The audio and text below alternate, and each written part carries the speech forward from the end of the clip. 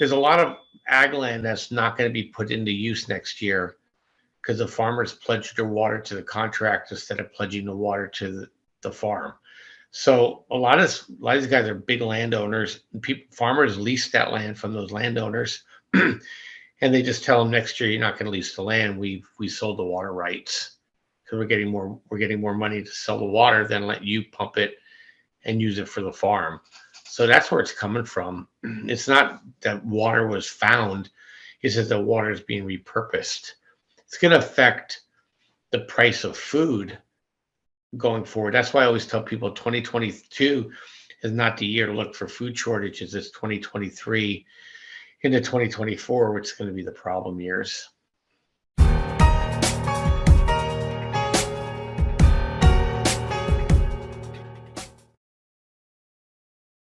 And good afternoon, everyone. Today, Bob Kudla. We're back for another month of synopsis on what we've seen happen in the past, where we see things moving in the future, going out through the end of the year. It could be the transition of energy, transition of currencies, trade disputes, and what's really going to become valuable as we move through to try to protect your wealth, and also huge opportunities as this shift occurs. It's all encompassing. We all see it. It's everywhere now. So, Bob, appreciate you joining me. TradeLikeAGenius.com. We're running 7 specials right now. We call them bundles. So stocks, crypto, you can trade futures or options with us, or you can just get training. Those are 65% off. They're already pre-discounted, Dave. And you use promo code August, you get 40% off anything in the store that's not already pre-discounted. But more importantly is really what we do for you. So, our system operates on basically looking at probabilities, and we look at levels, and we look at momentum, basically PLM. And then so we have algorithms and indicators that help us be in the right markets at the right time, doing the right things. And so we actually teach you how to use that system, and then we actually give you access to that system so that you can build your own watch lists if you want. We have chat rooms, and then we also have trades that we give out every day. So we have a pretty all-encompassing service, and you can be in a crypto room, you can be in a stock room, you can be in a VIP room, your choice. And what we charge for the service is nothing compared to what you get out of it. Go to TradeLikeAGenius.com. You have to August 14th to be able to take advantage of the specials and just enjoy what we do, and we'll teach you skills for life. So thanks for letting me share that.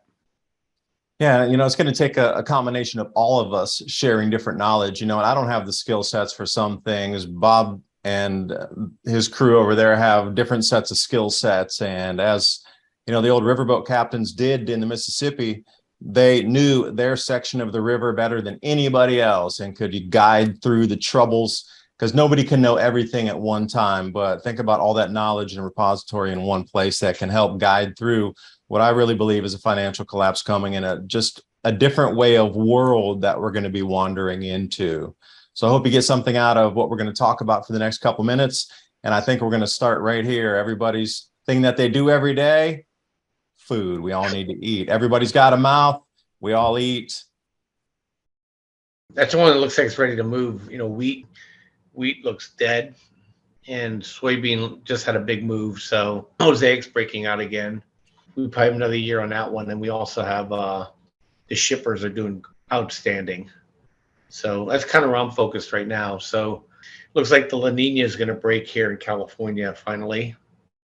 I was looking at the European Severe Weather EU, and they said it looks like it's going to hang on through the winter, because New Zealand is expecting another La Nina coming into spring. They're expecting for it to hold on. I've really been following that because somebody else I'm talking with has also been following the Nina and how large and how vast it is, almost all the way out to Indonesia now, the cooler water. So it's good that you got some different info than what I'm seeing, because I like to compare, and even if it is different, like, where's yours coming from versus mine?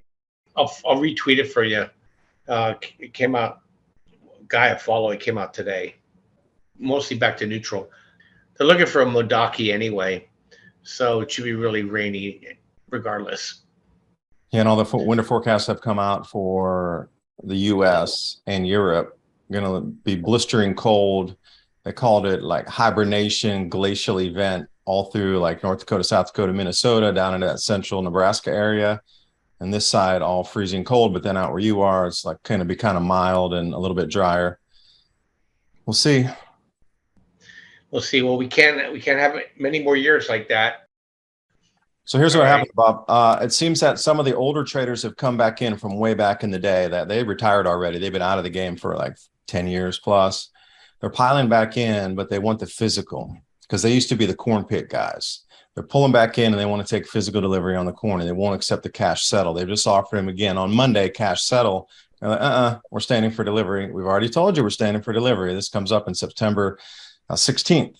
They want the physical corn, but they're just not able to facilitate the barges or the rail to get it to them. And there's a backup going on at the moment. So word is in there that there I'm just saying maybe a force majeure call on that, because the guys know that if they can get the corn, it's going to be incredibly valuable having the product in hand. So they're playing all these shenanigans. I'm calling them pirate traders, but that's just me. Yeah, they're going to keep it. Where are they going to store it? They're not. They're going to put it on a barge and get it out of there to the next buyer like 5 minutes after contract close. They're playing the game. They want to get the physical to try to disrupt the market to drive the price. So when they do have the physical, they have an immediate sell and an immediate buyer on the other end. They're just playing to run it up game. That's all. Yeah, they're creating a backwardation. They probably short it in the next contract. Oh, absolutely. Going out, especially for December. You know, these guys are also taking way out of the money calls for December of next year. So they're trying to scrape premiums when they drive the prices up too. So they're going to sell off their premium on the options contract moving forward. But they know super out of the money. They're writing their own calls. They're so far out of the money that they're writing their own calls for December of next year. On the clearing firms covering them to write their own calls because it's so far out of the money. They don't even have a bid offer list for that thing that far out of the money, but they know if they can drive the price up and they can get it into that and then on sell the premiums. And they want to control massive amounts of corn, and then they're just going to dump it all at the same time. You're right. They're going to short it and it's going to drop, and they're going to make money the other way. Yeah. Well, it'll be interesting to see.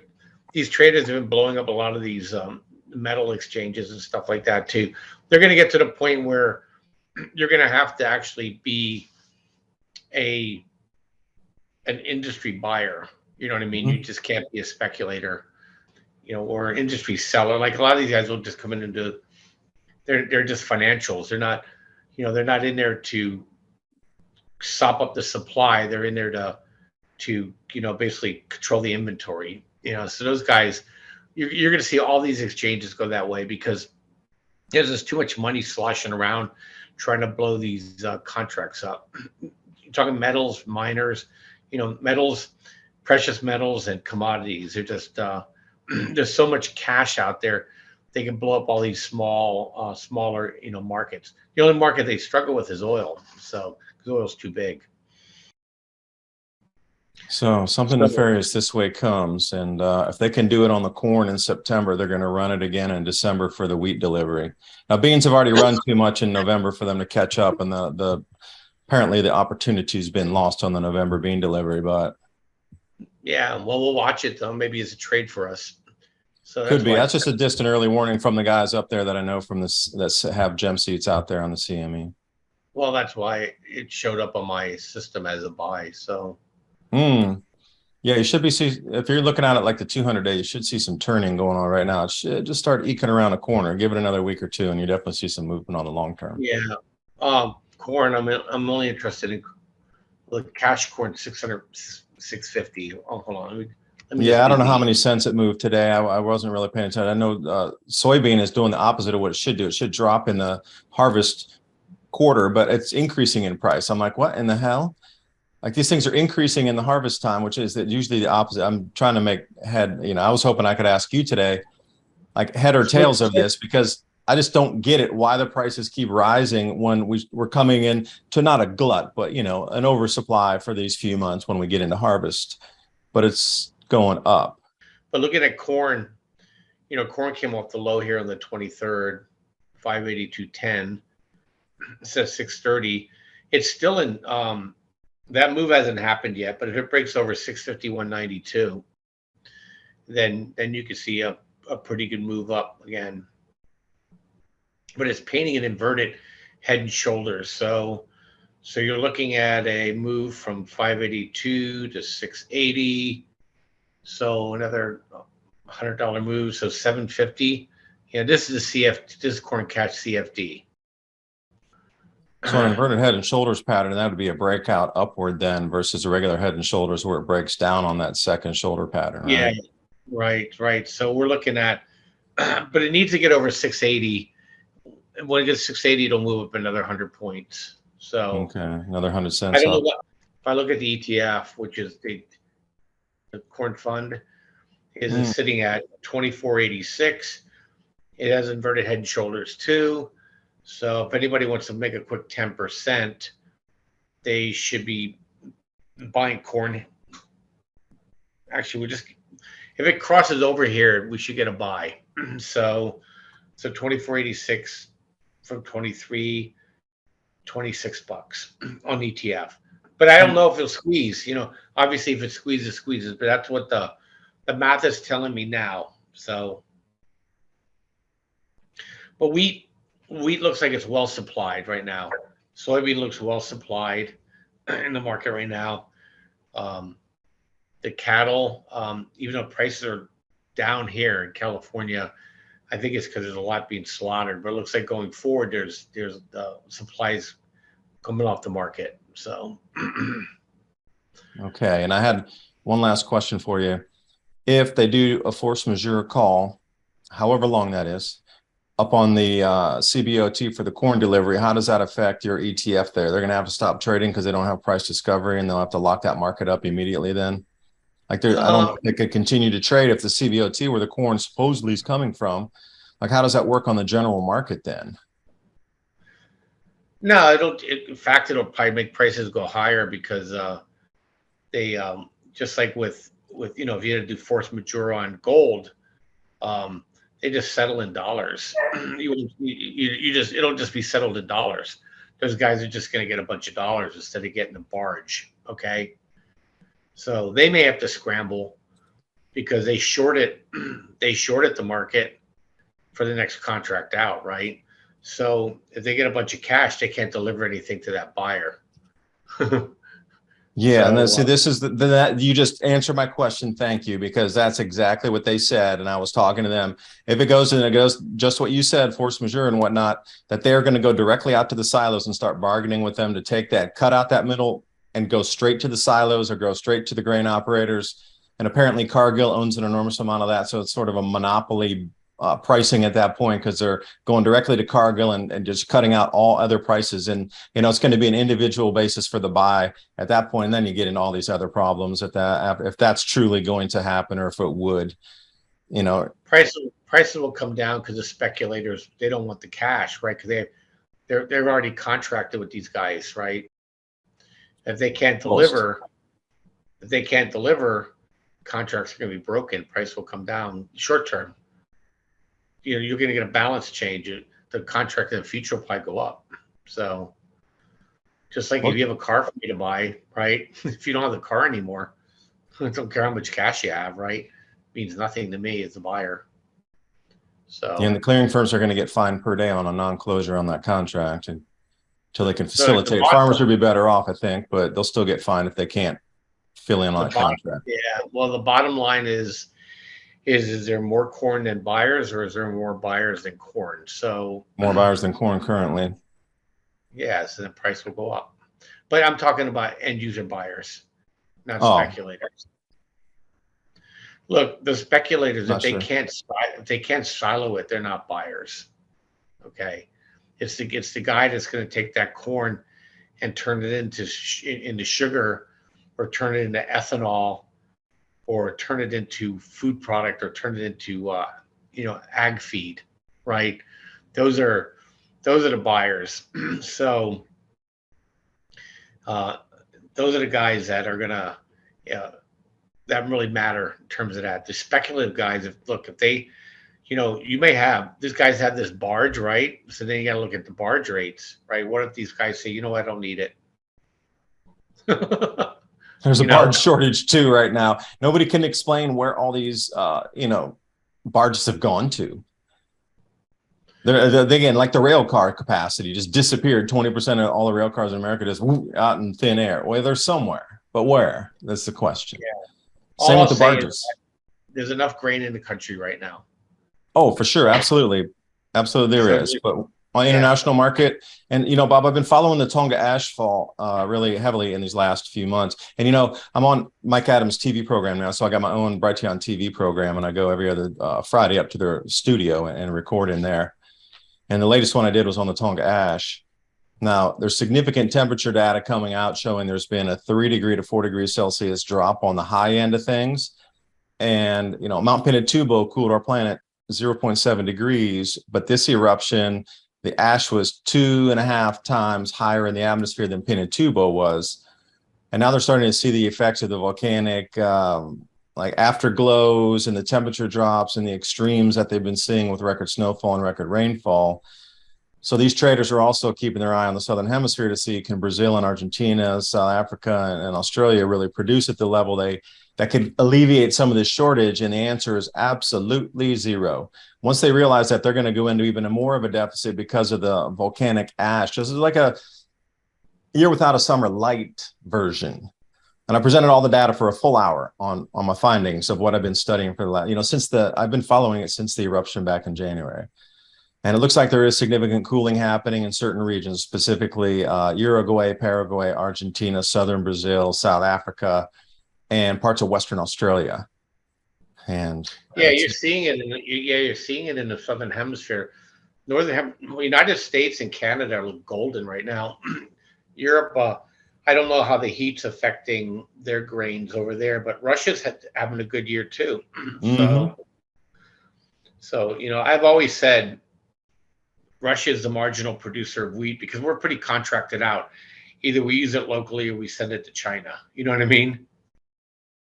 And Russia's they're the guy that are producing the swing amounts of grain. Brazil and Argentina are China's biggest market, so be interested to see what happens there. Yeah, did you have a chance to look at the Cyprus Times article that I sent you there, talking about the first grain deliveries coming out of Ukraine? Everybody's like, oh, though it's all grain markets are open again. They rejected delivery from too much contamination in it and too much mold, black corn, and even for animal feed, it didn't pass spec regulation for animal feed quality, so they rejected the shipment. I don't know. The Ukraine thing's going to wind down in the next 6 to 9 months. The Russians are going to consolidate their gains. The Americans are going to lose interest, and then we're going to move back on again. So Europe's going to demand it. Yeah. So how are you seeing this whole gas thing of heating stations being set up in Germany? And the rivers are really low right now. I just got some readings today. They had to stop barge traffic up parts of the Rhine and the Danube, and they had all these smaller rivers in France I hadn't really heard of before, but there's no traffic there. So I can't see that the USDA is calling good production when you're in a place where they're showing the drought stones and they've stopped barge traffic because no water. Those two don't match for me. The French can't produce nuclear power because the water's too warm. So yeah, they're having an interesting year there. I thought global cooling was supposed to cause floods, and that's what I was told today by Bill McKibben on the floods in Korea. Oh, but it's droughts other places. These guys are such idiots. So no, I can explain that one. I can explain that one for you really easily. With the weakening magnetic field on our planet, the jet streams are allowed these more vertical push down instead of the undulation.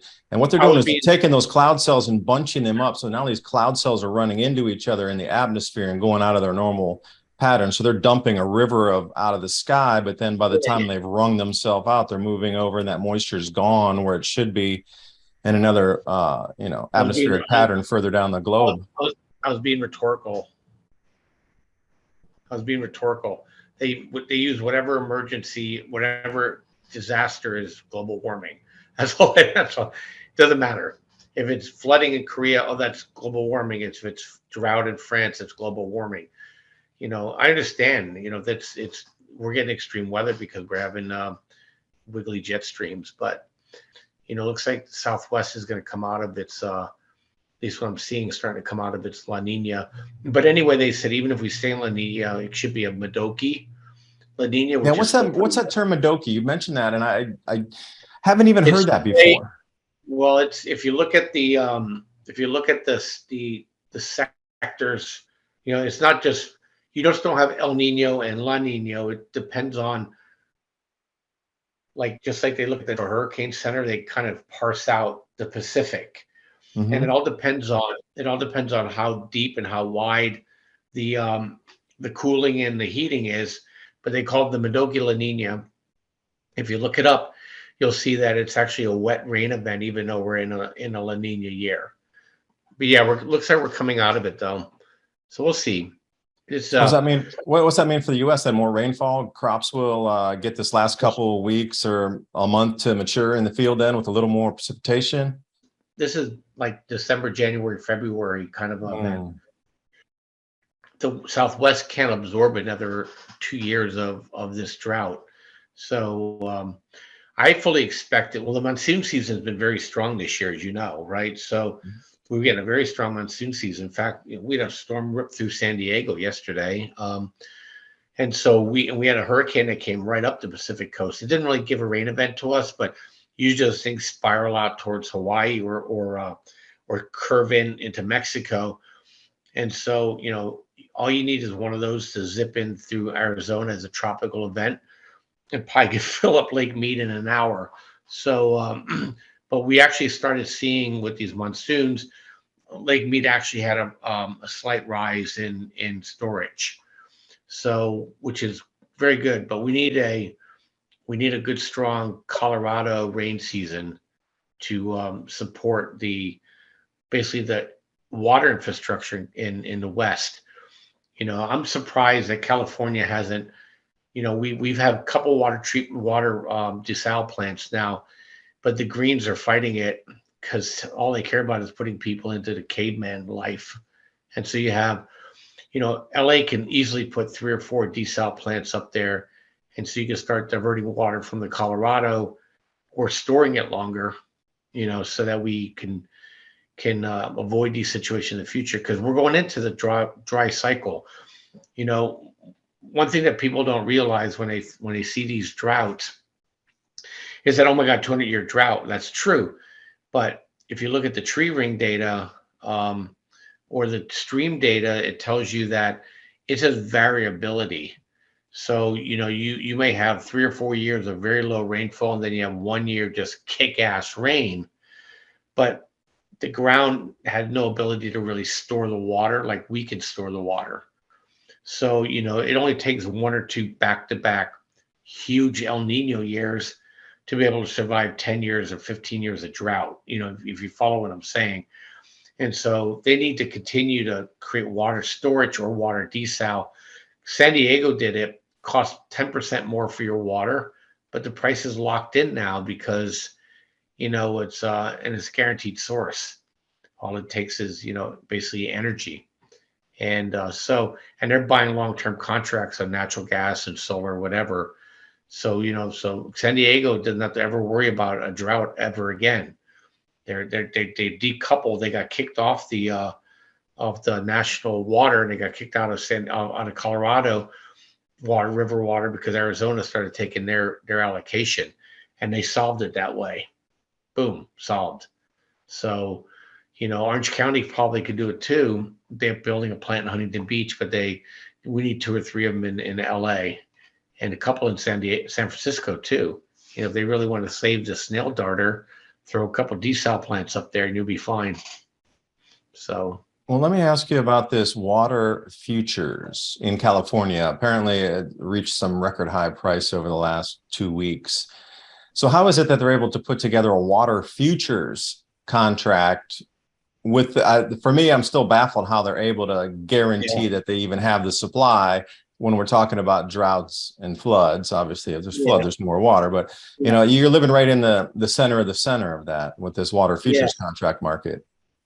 Yeah, it's really simple. So there's a lot of ag land that's not going to be put into use next year because the farmers pledged their water to the contract instead of pledging the water to the farm.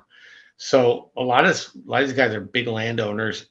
Farmers lease that land from those landowners, and they just tell them next year you're not going to lease the land. We sold the water rights because we're getting more money to sell the water than let you pump it and use it for the farm. So that's where it's coming from. It's not that water was found; it's that the water is being repurposed. It's going to affect the price of food going forward. That's why I always tell people 2022 is not the year to look for food shortages. It's 2023 into 2024, which is going to be the problem years. So the water is more valuable than the food currently, or the value to get as a farmer is just, you don't have to do any work. You don't have to put your feet out there. You're not out in the sun 18 hours a day. You're not doing all that hard work, fuel, breakdown, machinery repair, and you just sell off the rights for the water, and you're making more money than you would actually farming for the year at current prices. Yeah, but a lot of these landowners just they lease the land out, so they're not doing any of that stuff. They're like, yeah, I can They're make just more leasing money. it. I can make more money. I can make more money leasing to you this year than I can and sell you the water versus me just selling the water. Now it's flipped. I make more money just selling the water rights, and I don't need you to lease my land next year. So these guys aren't farmers. These guys are landowners. These are the old families that own tens and twenties and hundreds of thousands of acres out here. They just they have water rights, and so they sell them to the highest bidder. The farmer wants it, sure, I'll sell you the water. Up too much money, I'm selling it to the because the farmer can only pay so much for the water, right? Because he won't be able to make money. So if it gets too high, they just sell it to the whoever's asking for it. Usually the cities, municipal districts, because we have a network out here, so that water can get to wherever it needs to go. It's fungible. I do thank you for watching today. Hope you got something out of our conversation. I've been here with Bob Kudla, tradelikeagenius.com. Make sure you head over there, check out what they have, what we talked about today, bundled specials, and just the wealth of information that's available. There's ways that people do see the future, but Bob seems to have a crystal ball that's bent around the corner that reflects off in front of the corner. There's definitely something further out in the quote unquote time space that he sees versus others. So until next time, Bob, any closing words for us? No, just opportunities are everywhere, my friend. So, don't fret, find them. The best advice ever. All right. Bye for now.